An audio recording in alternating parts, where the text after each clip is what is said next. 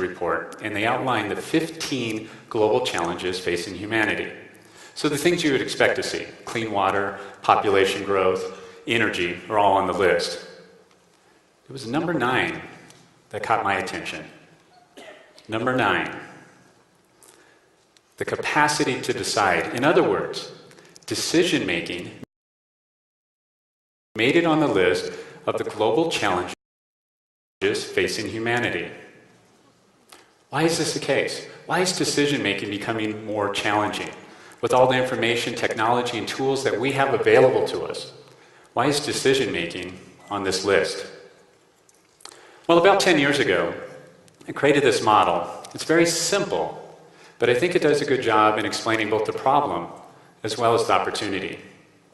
What we're finding is that most training... Now, I know we all ask a lot of questions, and that's a really good thing. We want people to be asking lots and lots of questions. But what we found, however, is that most questions are safe. That is, they surface what is already seen or understood. They lead to regurgitated ideas and opinions. In other words, most questions that people ask really surface what is already known. Now, top performers, however, they ask questions that go deep. They ask questions that move us from automatic and reactionary thinking to deep thinking. They ask questions that inspire creativity, fuel passion, and lead to profound ideas. And most importantly, they ask questions that spur people into action.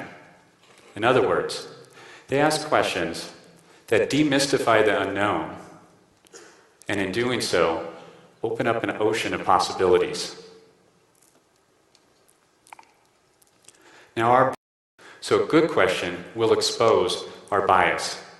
A good question will surface our beliefs. And oftentimes, questions will expose that we may not know something as well as we think we do. Now, these are good things to have happen, because when this happens, learning can take place. This is when people can come connected. This is when they can create relatedness and understand and believe in one another. This is when people can work together to adapt their thinking.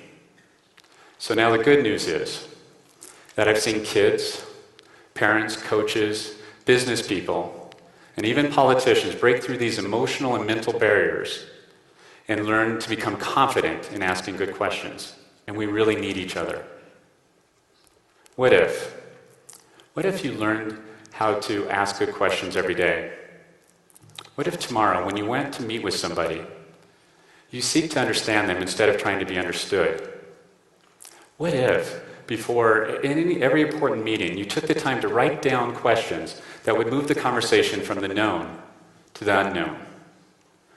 What if executives led by questions, not by questioning, but asking questions that inspired others to think about what they could do, not what they should do?